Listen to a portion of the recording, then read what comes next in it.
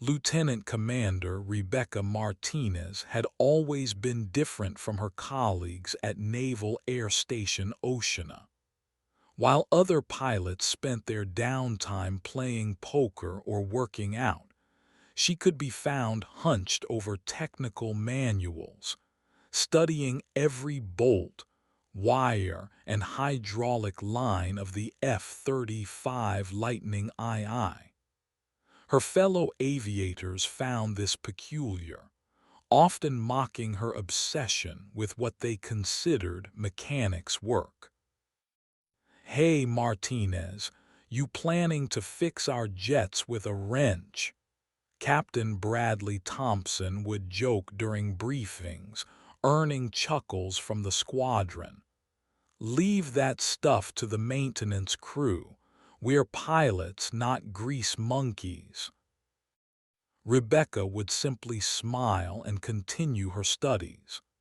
She had joined the Navy 8 years ago with a degree in aerospace engineering, but her passion for understanding every component of her aircraft went beyond academic requirements.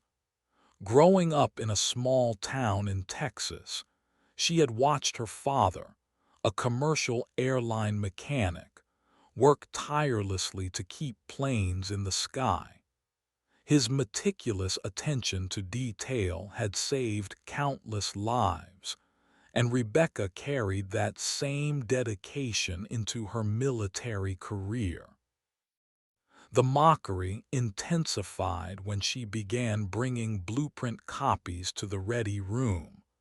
Commander Harrison Walsh, the squadron's executive officer, particularly enjoyed making her the target of his jokes. "Martinez thinks she's going to redesign the F-35," he would announce to anyone within earshot. "Maybe she should have stayed in engineering school instead of wasting taxpayer money on flight training." What her colleagues didn't know was that Rebecca had identified several potential vulnerabilities in the F-35's electrical systems during her studies. She had submitted detailed reports to higher command, but they had been dismissed as excessive concern by officers who preferred to rely on the manufacturer's assurances. The F-35 was a cutting-edge aircraft, they argued, and such detailed scrutiny was unnecessary. The tension came to a head during a squadron meeting when Colonel James Patterson, the commanding officer, announced the upcoming Operation Desert Strike. The mission would involve a coordinated attack on high-value targets in a hostile region, with 12 F-35s providing air support. Rebecca raised her hand during the briefing, attempting to voice her concerns about potential system failures under extreme conditions. "Sir, I've been reviewing the electrical schematics, and I believe we should conduct additional systems checks before." "Martinez," Colonel Patterson interrupted, his voice carrying the weight of authority and irritation.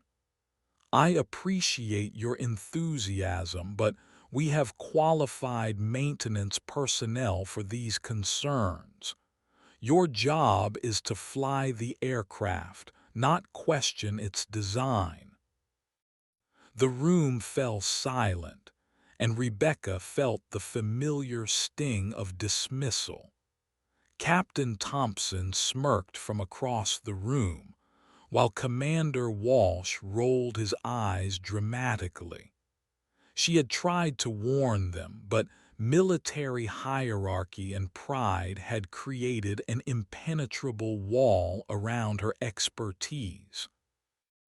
As the meeting concluded, Rebecca gathered her materials and headed to her quarters.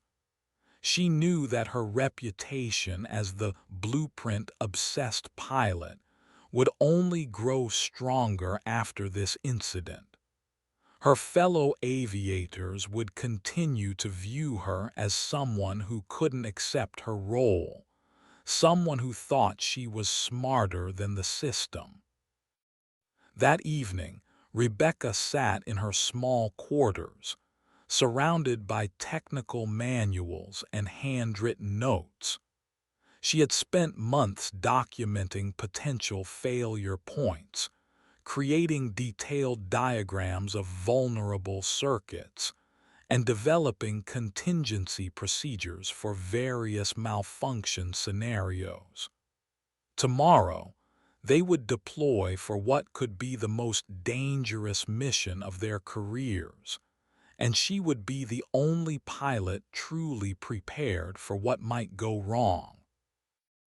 Little did her colleagues know that their mockery would soon turn to desperate gratitude when the unthinkable happened 30,000 feet above enemy territory. Rebecca woke before dawn on the day of Operation Desert Strike, her mind already focused on the mission ahead. The pre-flight briefing began at 500 hours, with Colonel Patterson outlining the strategic objectives and flight formations.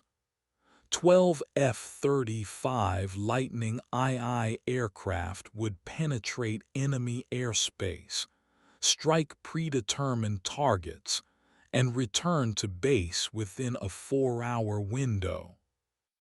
Intelligence indicates minimal surface-to-air missile threats, the colonel explained, pointing to reconnaissance photos displayed on the large screen. Weather conditions are optimal, and we have full satellite coverage throughout the mission area. Rebecca listened intently while reviewing her own notes about potential electrical system vulnerabilities. She had spent the previous evening double-checking her calculations and cross-referencing them with recent maintenance reports. Her concerns centered on the aircraft central computer system, which coordinated everything from navigation to weapons systems under high-stress conditions. During the equipment check, Master Sergeant Robert Chen approached Rebecca with a knowing look. Unlike the pilots, the maintenance chief had always respected her technical knowledge. "Lieutenant Commander, I noticed you've been studying those schematics pretty intensively. Find anything interesting?" "Just trying to understand every system," Rebecca replied diplomatically. "You know how it is, the more you know about your aircraft, the better you can handle unexpected situations." Sergeant Chen nodded approvingly. "That's the right attitude. Most pilots treat these birds like rental cars, but you get it. These machines are complex, and complex things can fail in complex ways." As the squadron prepared for takeoff, Rebecca conducted her pre-flight inspection with methodical precision. She checked every external connection, verified all system indicators, and ran through her personal checklist twice. Her wingman, Lieutenant Jake Morrison, watched with amusement as she spent extra time examining the aircraft's electrical panels. "Still playing Mechanic Martinez," Morrison called out over the noise of the flight deck. "The maintenance crew already cleared all our birds. You're burning daylight with that inspection." Rebecca ignored the comment and continued her checks. She had learned to tune out the mockery, focusing instead on the responsibility she felt toward her fellow pilots. If her aircraft experienced problems during the mission, it wouldn't just endanger her own life. It could compromise the entire operation and put her colleagues at risk. The 12 F-35s launched in perfect formation, climbing steadily through the morning sky toward their target area. Rebecca's aircraft, callsign Viper 7, performed flawlessly during the initial phases of flight. All systems showed green indicators, and communications remained crystal clear as they approached the enemy territory boundary. Viper Squadron, this is Viper Lead. Colonel Patterson's voice crackled through the radio. We are approaching the target area. All aircraft switch to attack formation and prepare for final approach. Rebecca maneuvered her F-35 into position, maintaining precise distance from her wingman while monitoring her instruments. The mission was proceeding exactly as planned, and she began to wonder if her concerns about system failures had been overly cautious. Perhaps her colleagues were right. Perhaps she was being too paranoid about potential problems. As they crossed into hostile airspace, Rebecca's training took over. She focused on navigation, threat assessment, and target acquisition while maintaining constant communication with her fellow pilots. The F-35's advanced systems provided real-time updates on ground targets, enemy positions, and friendly force locations. Viper Squadron targets confirmed, the mission controller reported from the command center. You are cleared for engagement. Repeat, you are cleared for engagement. Rebecca felt her heart rate increase as she prepared to execute the attack run. This was the moment when all their training, preparation, and technology would be put to the ultimate test. In less than 10 minutes, they would either complete their mission successfully or face the consequences of system failures that no one else had bothered to prepare for. The squadron began their descent toward the target area, with Rebecca maintaining her position in the formation while continuously monitoring her aircraft's performance. Everything appeared normal, but she knew that the real test would come when they engaged their targets and pushed the F-35 systems to their operational limits.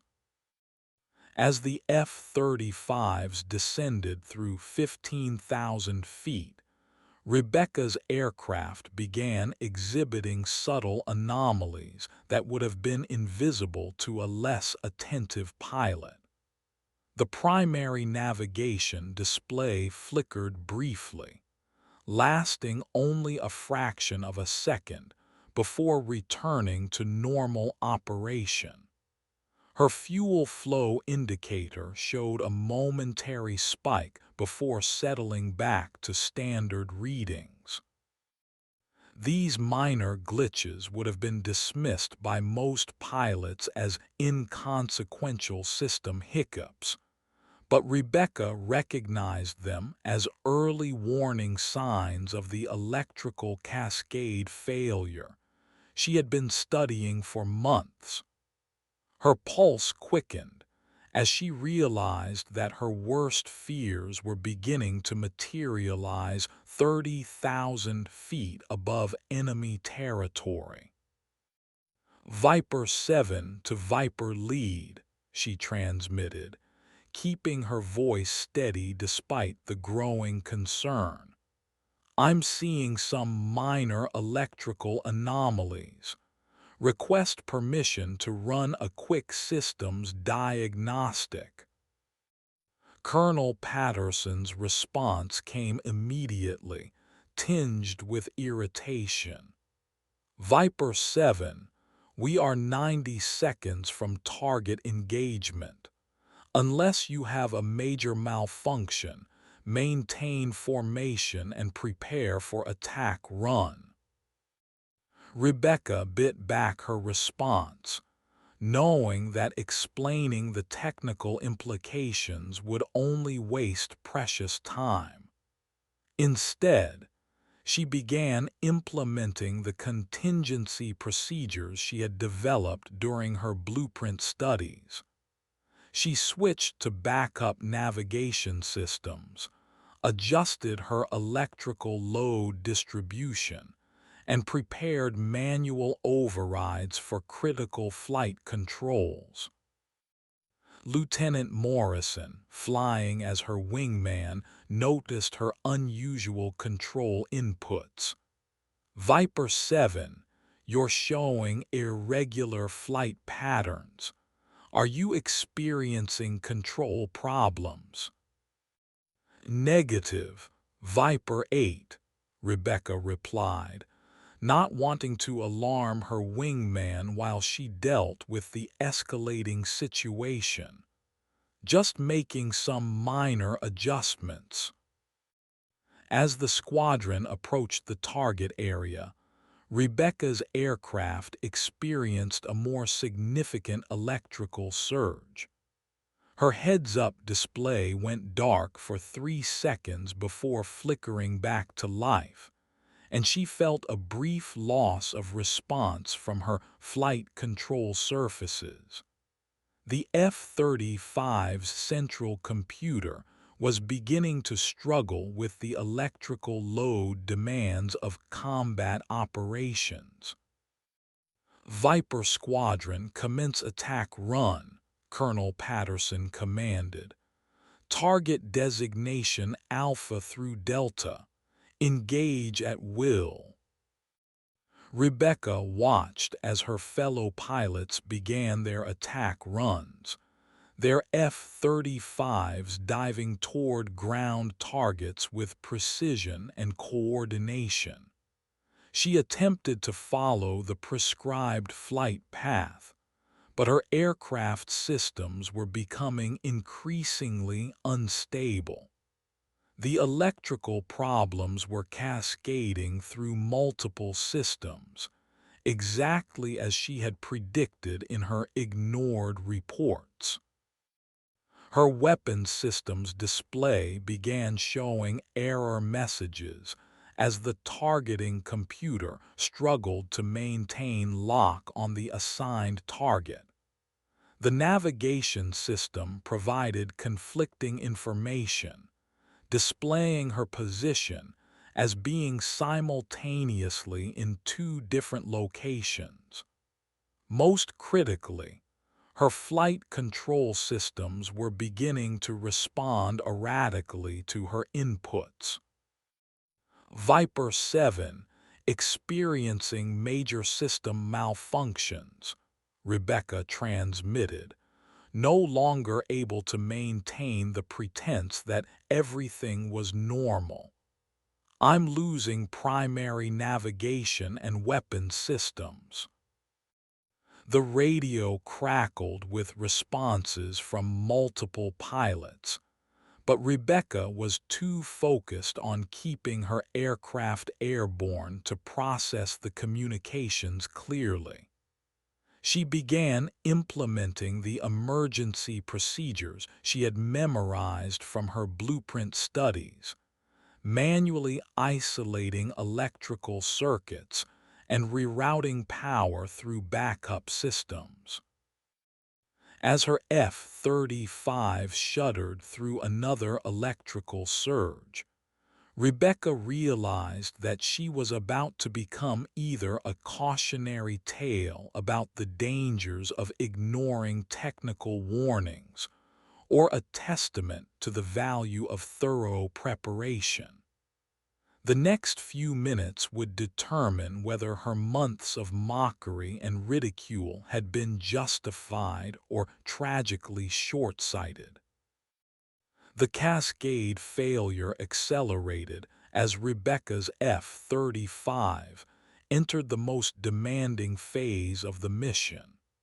Her primary flight controls became increasingly unresponsive, forcing her to rely on manual backup systems that most pilots had never used outside of simulator training.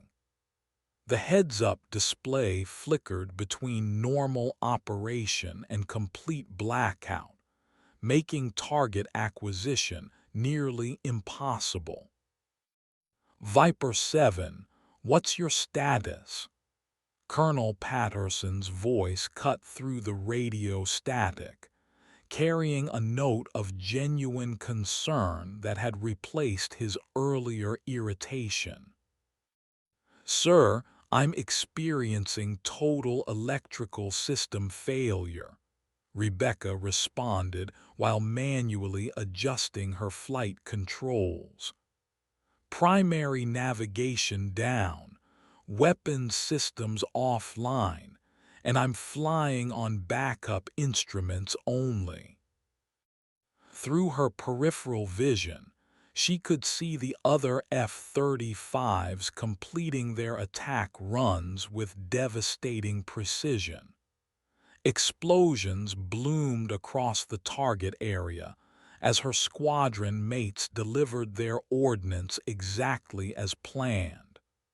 Meanwhile, Rebecca struggled to maintain basic flight control while her aircraft systems continued to deteriorate. Lieutenant Morrison pulled alongside her aircraft, close enough to provide visual confirmation of her status. Viper 7, I can see electrical arcing around your left wing root. You've got serious problems. Rebecca felt sweat beading on her forehead despite the cockpit's climate control. The electrical arcing Morrison had observed was exactly what she had predicted would happen when the F-35's power distribution system overloaded under combat conditions. Her months of blueprint study had prepared her for this moment, but the reality was far more terrifying than any theoretical analysis. Viper Squadron, this is Viper Lead, Colonel Patterson transmitted. We're aborting the mission and returning to base immediately. Viper 7, can you maintain altitude? Rebecca checked her instruments, most of which were now displaying error messages or had gone dark entirely. She was flying almost entirely by feel, using her knowledge of the aircraft's mechanical systems to compensate for the failed electronics. Affirmative, sir. I can maintain altitude, but I'm going to need guidance for navigation. As the squadron formed up for the return flight, Rebecca's situation continued to deteriorate. Her fuel management system had failed, leaving her unable to accurately monitor consumption rates. The backup radio was functioning intermittently, making communication with her fellow pilots increasingly difficult. Viper 7, this is Viper 8, Morrison transmitted. I'm going to stay close and guide you home. Just focus on flying. Rebecca felt a surge of gratitude toward her wingman, who had put aside any previous mockery to focus on getting her home safely. This was what military brotherhood truly meant, standing together when things went wrong, regardless of personal differences or past conflicts. The flight back to base became a masterclass in emergency aviation. Rebecca manually calculated fuel consumption rates, estimated navigation waypoints using dead reckoning, and maintained aircraft control through pure piloting skill. Her blueprint studies had given her an intimate understanding of how the F-35 behaved when its electronic systems failed, knowledge that was now keeping her alive. Viper 7, you're showing remarkable control for someone flying a crippled aircraft, Colonel Patterson observed over the radio. How are you managing to maintain such stable flight? Rebecca smiled grimly inside her helmet. Sir, I've been studying the manual backup systems for months. I know exactly which circuits to isolate and how to reroute power to critical systems. There was a long pause before the colonel responded. Copy that, Viper 7. We'll discuss this further when we get back to base. As they approached Naval Air Station Oceana, Rebecca prepared for what would be the most challenging landing of her career. With most of her instruments offline and her flight controls responding unpredictably, she would have to rely entirely on her knowledge of the aircraft's mechanical systems and her basic piloting skills.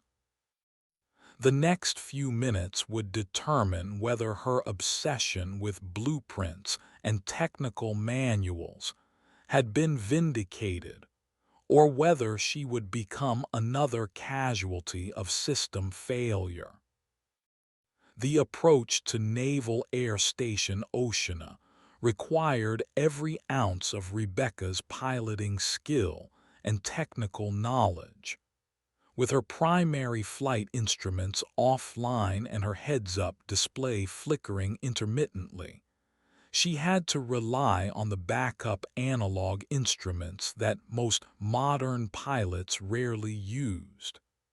The F-35's fly-by-wire system had reverted to a degraded mode, making the aircraft feel heavy and unresponsive. Oceana Tower, this is Viper 7 declaring emergency, Rebecca transmitted through her failing radio system. I'm experiencing total electrical system failure and will require emergency landing assistance. The control tower responded immediately, clearing all other air traffic and activating the emergency response teams. Fire trucks and ambulances positioned themselves along the runway as Rebecca began her final approach, guided by Lieutenant Morrison, who flew alongside her damaged aircraft. Viper 7, your approach angle looks good, Morrison reported. You're slightly high, but you can correct that easily. Rebecca made minute adjustments to her flight path, compensating for the aircraft's degraded handling characteristics. She had memorized the emergency landing procedures for electrical failure scenarios, but executing them in reality was far more challenging than any simulator training. The F-35 wanted to fly nose heavy without its computer-controlled flight assistance. As she descended through 1,000 feet, Rebecca's backup instruments began showing irregular readings.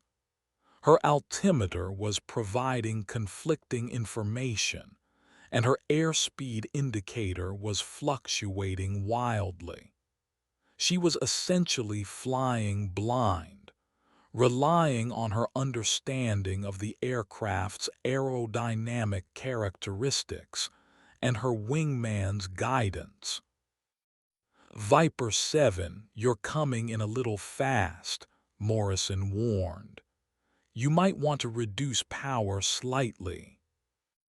Rebecca adjusted her throttle, but the engine response was delayed due to the electrical problems affecting the fuel management system. She had to anticipate the aircraft's reactions and make control inputs several seconds before they were needed. This required an intimate understanding of the F-35 systems that went far beyond normal pilot training. The runway appeared ahead, and Rebecca felt her heart rate spike as she realized she was committed to the landing. There would be no opportunity for a go-around with her aircraft in its current condition. She had one chance to get this right, and failure would likely result in a catastrophic crash. "Viper 7, you're looking good," the air traffic controller reported. "Emergency crews are standing by. You have the runway." Rebecca lined up with the center line, using visual references to maintain her approach path. The F-35's landing gear had deployed normally, one of the few systems still functioning properly. She could feel the aircraft's weight settling as she reduced power and prepared for touchdown. The moment of contact came with a jarring thump that sent shockwaves through the aircraft's structure. Rebecca's backup instruments went completely dark as the landing impact disrupted the remaining electrical systems. She was now flying entirely by feel, using the aircraft's momentum and her knowledge of its ground handling characteristics to maintain control. "Viper 7, you're on the ground and rolling straight," Morrison reported. "Looking good so far." Rebecca applied the brakes carefully, knowing that the anti-skid system had failed along with the other electrical components. Too much brake pressure would cause the wheels to lock up and send the aircraft into an uncontrollable skid. She had to rely on her understanding of the F-35's weight distribution and momentum to bring it to a safe stop. As the aircraft decelerated, Rebecca felt a tremendous sense of relief wash over her. She had successfully landed a crippled F-35 using nothing but her knowledge of the aircraft systems and her basic piloting skills. The months of mockery and ridicule had been transformed into a life-saving skill set. The aircraft finally came to a stop halfway down the runway, and Rebecca shut down the engine using manual controls. Emergency vehicles surrounded her F-35 within seconds, but she was already completing her post-flight shutdown procedures from memory. "Viper 7, are you injured?" the emergency coordinator asked over the radio. Rebecca took a deep breath and smiled. "Negative. I'm fine and the aircraft is secure." As she prepared to exit the cockpit, Rebecca knew that everything was about to change. Her obsession with blueprints and technical manuals had just saved her life and potentially provided valuable insights into F-35 system vulnerabilities that could help other pilots in similar situations. Within minutes of Rebecca's emergency landing, Colonel Patterson arrived at the scene with the entire squadron leadership. The atmosphere was tense as maintenance crews began their preliminary inspection of the damaged F-35, while Rebecca provided a detailed briefing on the electrical cascade failure that had nearly cost her life.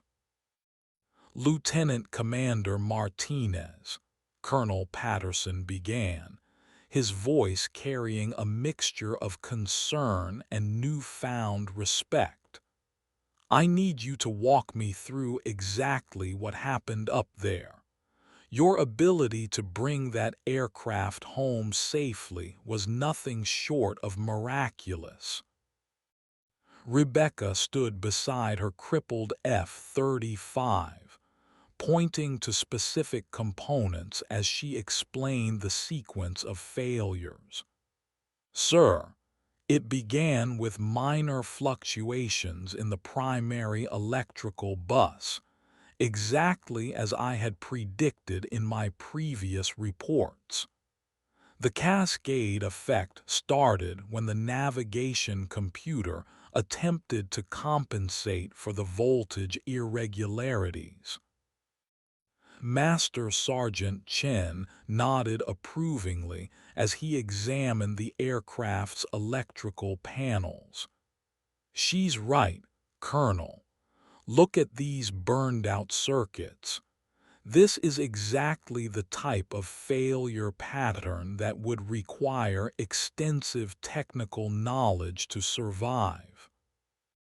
Captain Thompson, who had been one of Rebecca's harshest critics, approached with obvious discomfort. Martinez, I owe you an apology. If I had been in that cockpit, I would have ejected over enemy territory. How did you know how to handle all those system failures? Rebecca gestured toward the aircraft's access panels, which revealed the complex network of wiring and circuits she had studied for months. I spent every available hour learning how these systems interact under stress conditions. When the primary computers failed, I knew exactly which circuits to isolate and how to reroute power to critical systems. Commander Walsh, who had been particularly vocal in his mockery, stood quietly observing the discussion. The reality of Rebecca's technical expertise was impossible to ignore in the face of her successful emergency landing. His earlier jokes about her playing mechanic now seemed petty and dangerous. Lieutenant Commander, Colonel Patterson continued, I want you to brief the entire squadron on what you learned today. It's clear that we need to better understand these potential failure modes. As the debriefing continued, word of Rebecca's emergency landing spread throughout the base. Pilots from other squadrons began arriving to examine the damaged aircraft and learn from her experience. The woman who had been mocked for her technical obsession was now being treated as a subject matter expert on F-35 emergency procedures. Lieutenant Morrison, who had guided Rebecca home, provided additional details about the flight. Sir, she maintained perfect formation discipline even with total electrical failure. Her understanding of the aircraft's handling characteristics in degraded mode was phenomenal. The maintenance investigation revealed the full extent of the electrical damage. Multiple circuit boards had been destroyed, several wiring harnesses had melted, and the primary flight computer had suffered catastrophic failure. Any pilot without Rebecca's technical knowledge would have been forced to eject, likely over enemy territory. This is a significant finding, Master Sergeant Chen reported to Colonel Patterson. We need to notify higher headquarters about this failure pattern. Other F-35 units should be aware of these vulnerabilities. Rebecca felt vindicated but took no pleasure in being proven right. Her warnings had been ignored, and only luck had prevented a more serious incident. Sir, I have detailed documentation of the failure modes and recommended preventive measures.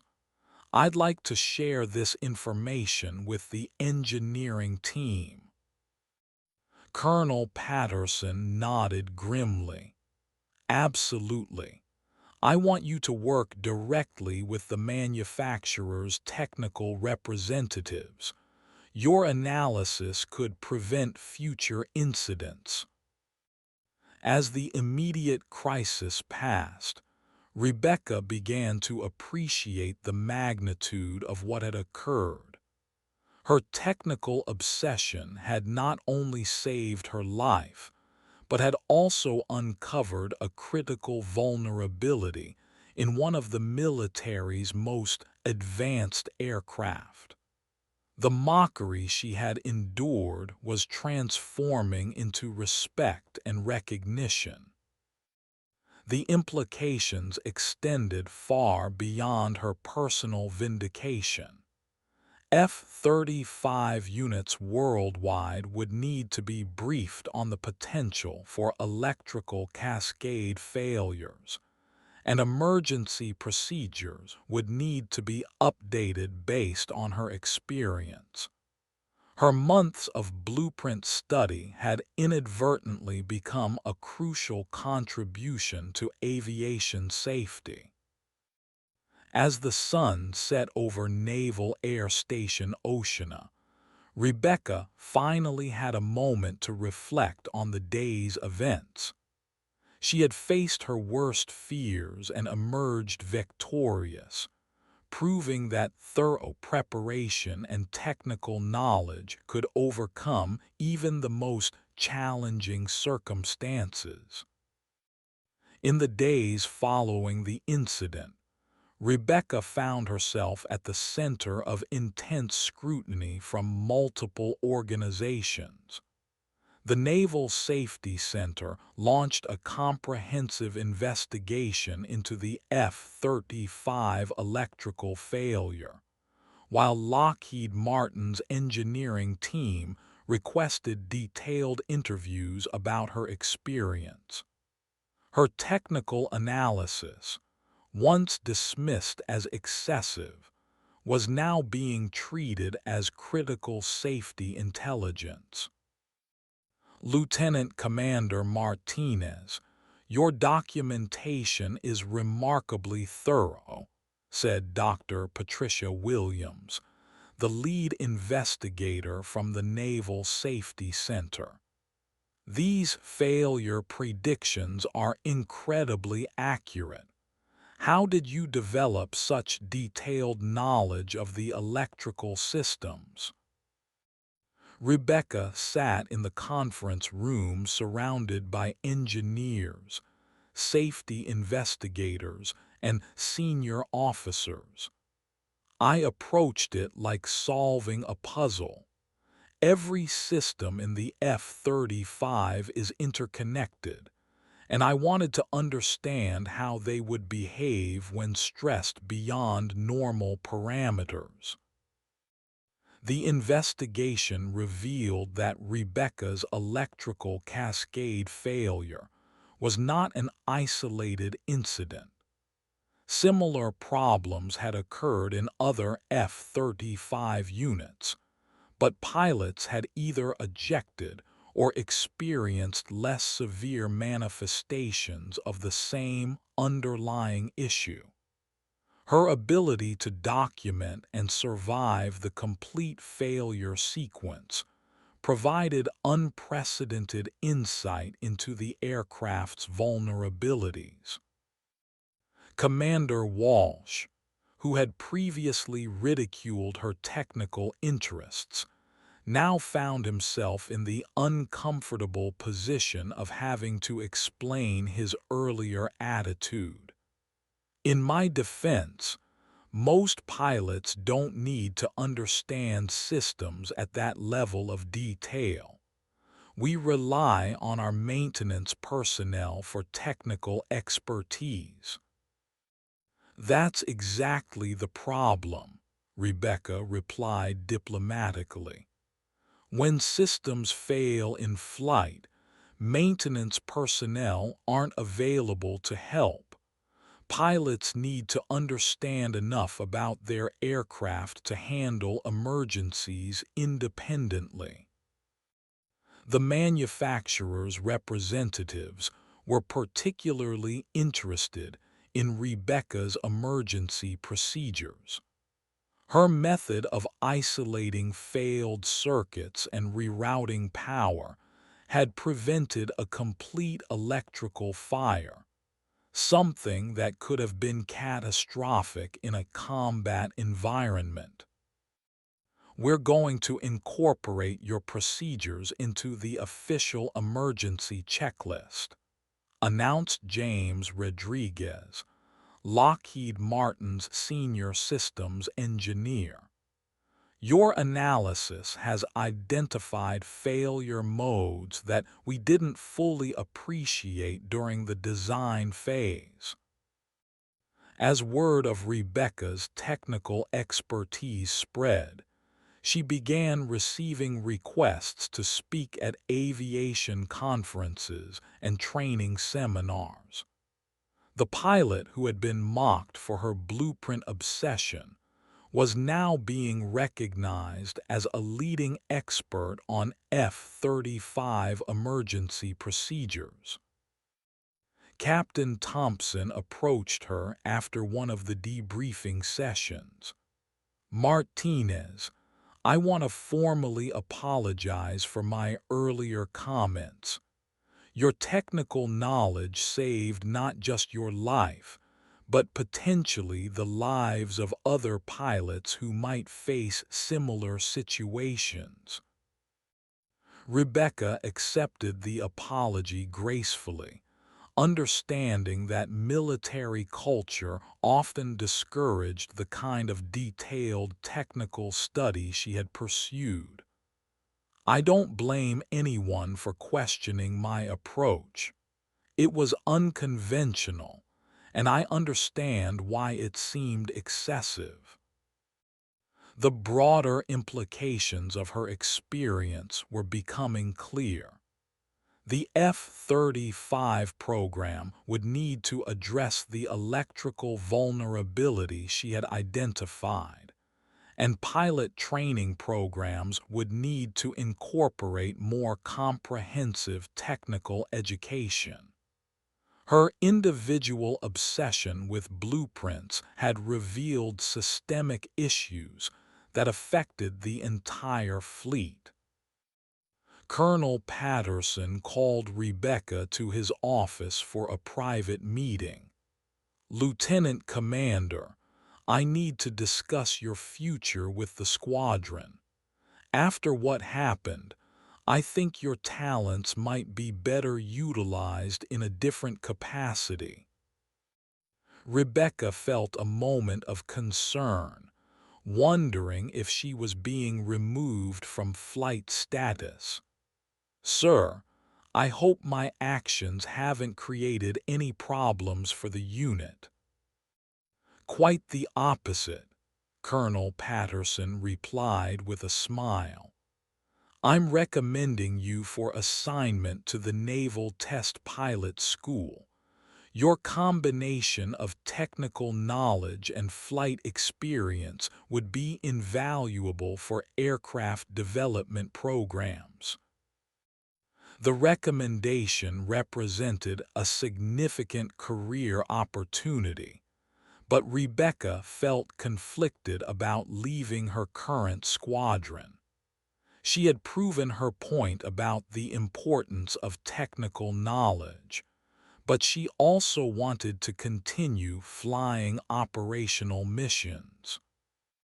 "Sir, I appreciate the recommendation, but I'd like to remain with the squadron if possible. I think I can contribute more by helping other pilots understand their aircraft better." Colonel Patterson nodded approvingly. "That's exactly what I was hoping you'd say. We're going to create a new position for you, Squadron Technical Advisor. You'll continue flying missions while also developing training programs for system emergency procedures." The news marked a turning point in Rebecca's career and in the squadron's approach to technical training. Her months of mockery had been transformed into a leadership opportunity that would benefit pilots throughout the Navy. As she left the colonel's office, Rebecca reflected on the unexpected journey that had brought her to this moment.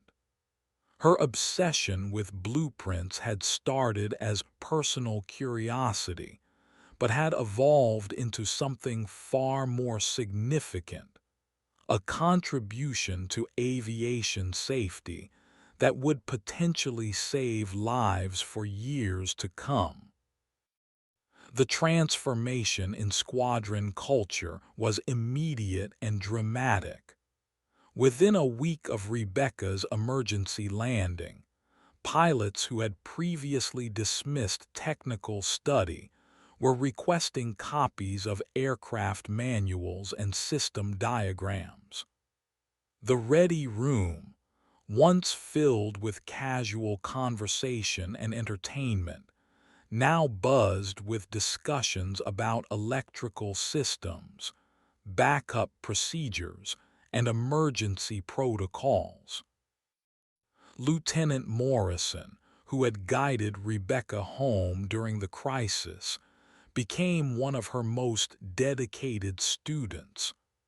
"I realize now that I was flying blind," he admitted during one of their study sessions. "I knew how to operate the systems, but I didn't understand what would happen if they failed."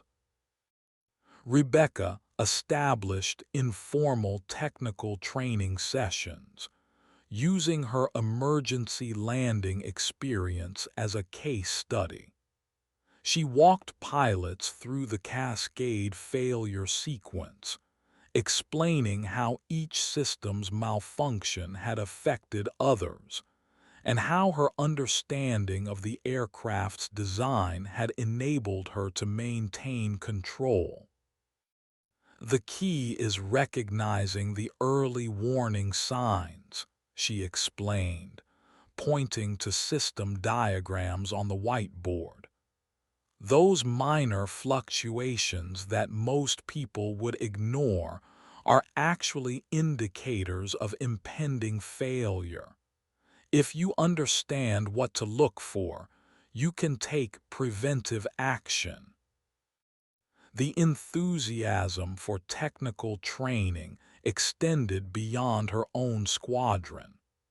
Pilots from other units began requesting briefings on F-35 emergency procedures, and Rebecca found herself conducting presentations for audiences throughout the Navy. Her expertise was being recognized at the highest levels of military aviation. Master Sergeant Chen became a valuable ally in developing the training program. "It's about time pilots started understanding what we do," he told Rebecca during one of their planning sessions. "Most of them treat these aircraft like cars. They expect them to work perfectly without understanding the complexity underneath." The collaboration between pilots and maintenance personnel improved dramatically as a result of Rebecca's initiative. Instead of maintaining separate spheres of expertise, the two groups began working together to identify potential problems and develop solutions. Commander Walsh, who had been one of Rebecca's harshest critics, approached her with a request that demonstrated the complete reversal in attitudes. "Martinez, I want you to train my daughter. She's starting flight school next month, and I want her to understand aircraft systems the way you do." Rebecca was touched by the request, understanding that it represented both an apology and a recognition of her expertise. "I'd be honored to help her, sir. Understanding your aircraft is the best way to ensure a long and safe career." The formal investigation into the F-35 electrical failure concluded with recommendations that validated Rebecca's years of technical study. The report called for enhanced pilot training on system interactions, improved diagnostic procedures, and modifications to the aircraft's electrical architecture. "Your analysis has led to significant improvements in the F-35 program," Dr. Williams from the Naval Safety Center informed Rebecca. "The manufacturer is implementing circuit protection modifications based on your failure mode analysis." As Rebecca's reputation grew, she received an unexpected visitor, Admiral Sarah Johnson, the Navy's senior aviation officer. The Admiral had flown to Oceana specifically to meet with Rebecca and discuss the broader implications of her technical expertise. "Lieutenant Commander Martinez," Admiral Johnson began during their private meeting, "your actions have highlighted some important gaps in our approach to pilot training. I want to discuss how we can address these issues fleet-wide." Rebecca felt honored by the Admiral's attention, but remained focused on practical solutions. "Ma'am, I think the key is changing the culture around technical knowledge. We need to make system understanding a point of pride rather than something to be mocked." Admiral Johnson nodded thoughtfully. "Exactly. I'm establishing a new technical training program for all Navy pilots, and I want you to lead the curriculum development. Your experience demonstrates that technical knowledge isn't just academic, it's a critical survival skill." The appointment represented a tremendous opportunity to influence pilot training throughout the Navy. Rebecca's journey from mocked outlier to respected expert was complete, but she understood that her real work was just beginning. As she prepared to take on this new responsibility, Rebecca reflected on the sequence of events that had brought her to this point. Her obsession with blueprints had saved her life, vindicated her approach to aviation, and now would help train the next generation of pilots. The mockery she had endured had been transformed into a mission to improve aviation safety for everyone. The irony wasn't lost on her that the very characteristics that had made her colleagues uncomfortable, her attention to detail, her technical curiosity, and her unwillingness to accept surface-level understanding, had ultimately proven to be her greatest strengths as a pilot and leader. 6 months after her emergency landing, Rebecca stood before an audience of senior Navy officials at the Naval Aviation Training Command. She was presenting the preliminary results of the new technical training program, which had been implemented across multiple squadrons with remarkable success. The data shows a 37% improvement in emergency response times and a significant reduction in pilot-related incidents, Rebecca reported, gesturing to the charts displayed on the large screen. More importantly, pilots are reporting increased confidence in their ability to handle system failures. Admiral Johnson, who had become a strong advocate for the program, nodded approvingly from the front row. The transformation in pilot training philosophy that Rebecca had initiated was producing measurable results throughout the fleet. The audience included several of Rebecca's former colleagues from her original squadron, including Captain Thompson and Commander Walsh.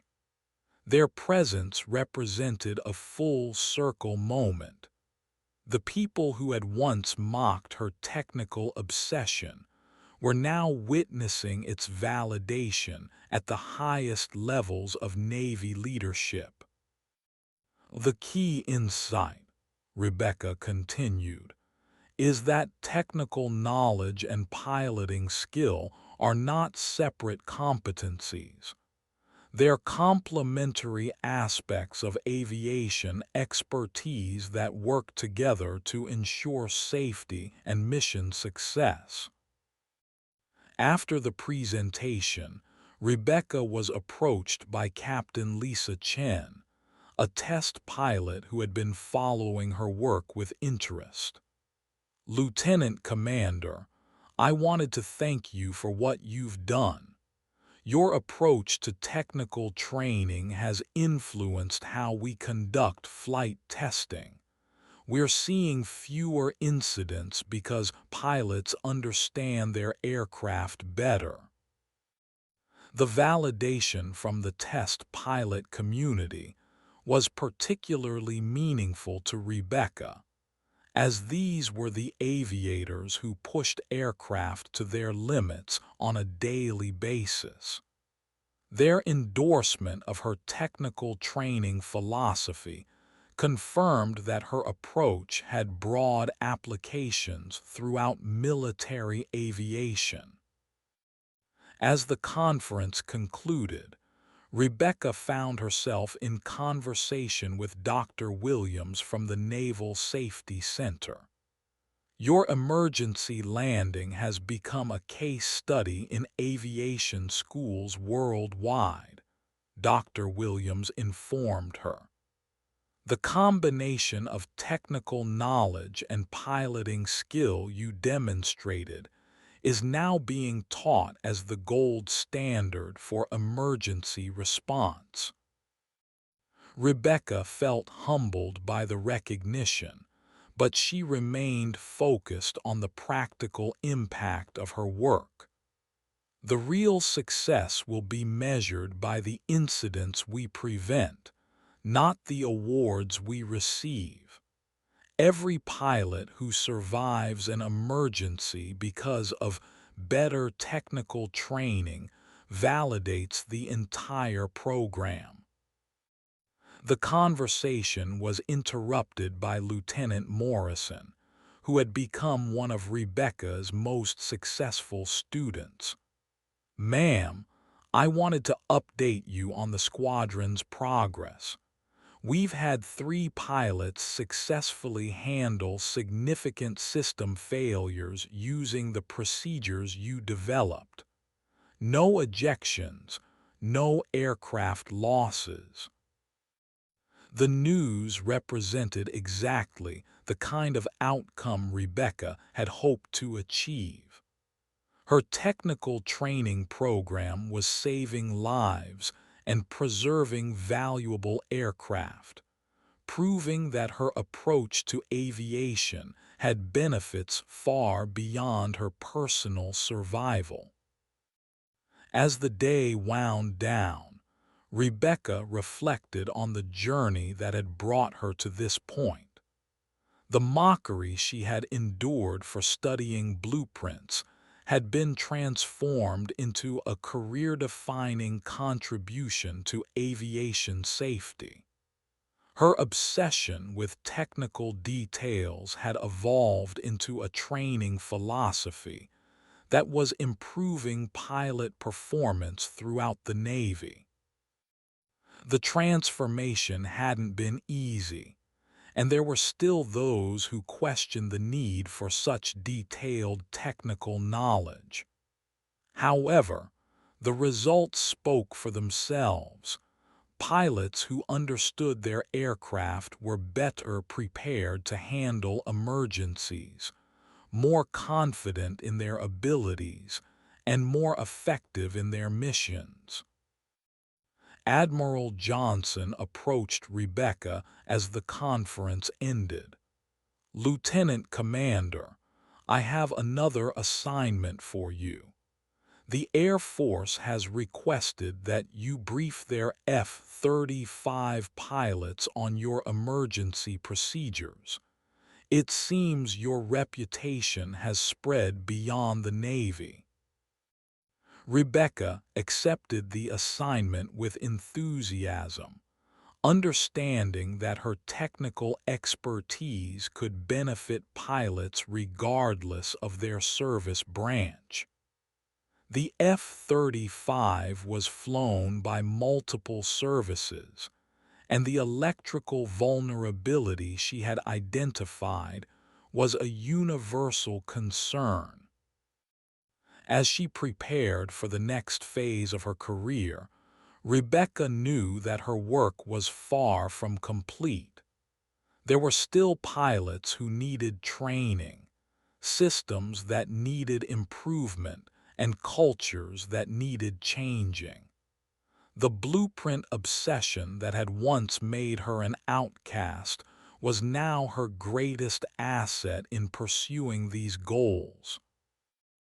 1 year after her emergency landing, Rebecca received news that would have seemed impossible during her early days at Naval Air Station Oceana. She was